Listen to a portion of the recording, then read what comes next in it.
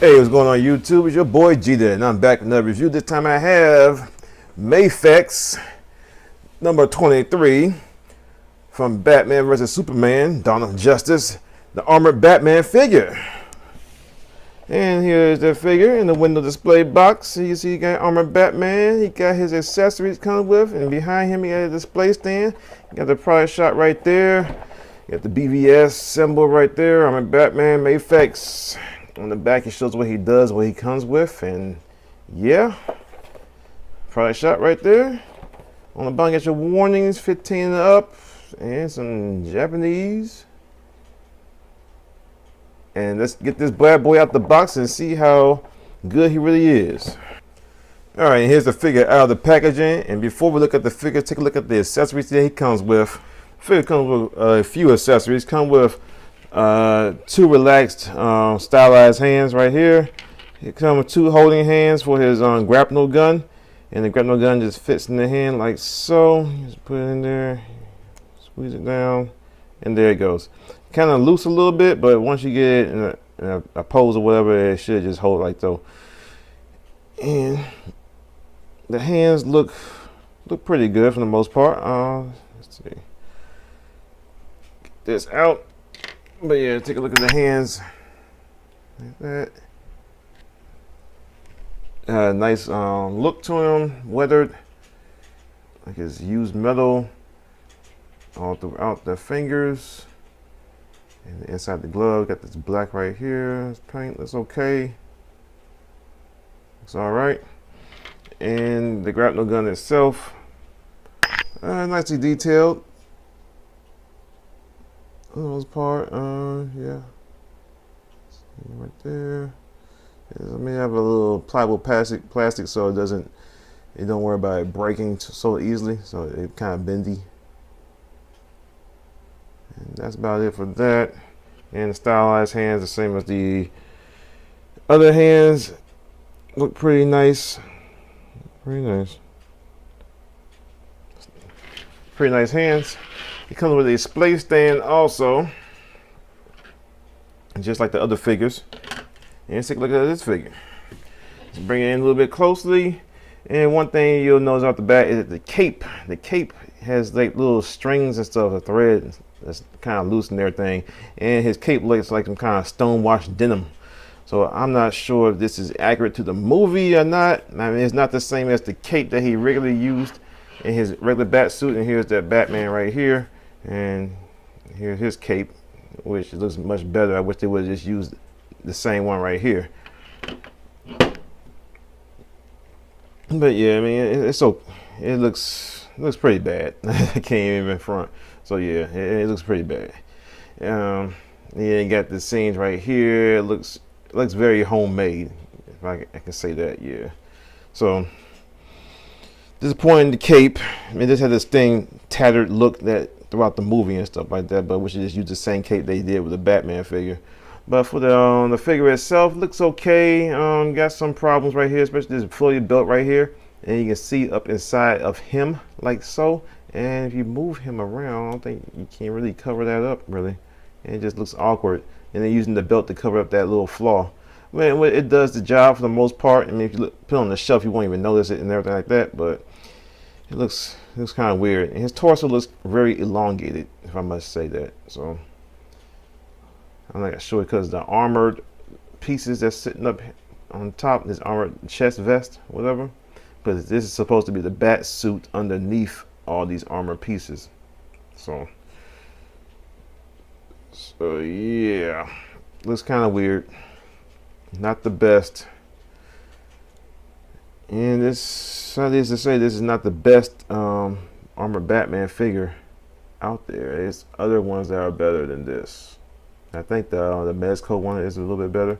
It's better than this, and I think DC is doing their own. DC Collectibles is doing a movie line also, and that one looks pretty better than this one too. But they get into the articulation of this guy. His head looks up about that much. Goes down about that much. Neck joint, there's a neck joint, it does move, and it seems like it's gonna be kind of like a rubber texture or something like that. under here, but it does move up and down. No, it's a separate piece. It just goes up and down. And the rubber right here, the neck, the collar is touching the rubber on his neck. So it kind of looks like it's actually one piece, but it's not, it's two separate pieces. It fooled me. So there we go. But the shoulder pads are attached to the chest, which is a no-no. Should not do that. Should attach the shoulder pads to the arm. So it goes up like that, and it rotates forward. Can't go around 360 because the shoulder pads attached like that, and it kind of looks weird. That's why I hate the shoulder pads being right here, because it looks weird. But yeah, you move it forward about that much, and you can get stress on that plastic right there. Go out like so. Inward outward motion with the shoulder. It has a double jointed elbow, but only get 90-degree bend out of it. His wrist is on a ball hinge, like so. And you rotate that hinge around to get other motions. You get a flex in or flex up and down motion with the hand. Upper bicep rotation. Here's a diaphragm joint, which is good in gravy. You can see it from the back at the reinforced spine right here. And his waist rotation, that's where you get this kind of weird and stuff right here. So you can see all of that up in there. It looks crazy. I don't know what happened on that. It doesn't seem to go down even any more than that. But yeah, that looks very weird. But you get a good range of motion and rotation and stuff. So you can probably pose him around to cover up that gappage right here, and the cape hides his back. So you can work with that. Floaty belt looks pretty good, nicely detailed. Legs are on a hinge joint, so it goes down like so, and you can bring it up like that, and it goes back about not that much, and it can go out to the side, but it's kind of hindered because you got these pieces right here. But you get a little bit more if you tuck it into his groin, but you want to keep it out because that's how it's supposed to be. It doesn't magically float inside of him like that. But you rotate at the upper groin, double bend knee like so. This knee joint looks very bad. That's terrible right there. Nice detail. That's accurate right there. This one I hate. I don't like this right here. This kind of like a play arch kai joint right here, a ball hinge for the ankle joint.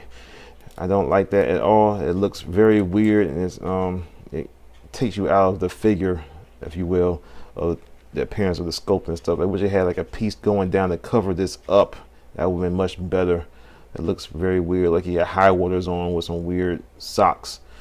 But yeah, it goes down the foot, goes up at the foot, and you can rotate this hinge around to get him other articulation and stuff like that. And I think he has an ankle rocker like so. So that does work.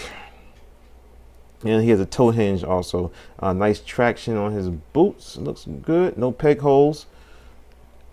And that's about it. His cape does have the bendy wire on the sides, so you can get it up and pose it however you like. Got some wind action going on right there. So and his eyes look pretty good. Get the nice stubble that's going around his mouth. It looks a little bit better than the regular suited Batman on that part, but other than that, that's it. Not a terribly awful figure, but I've seen it done better with other companies and stuff. So. And I wish he came with a kryptonite spear.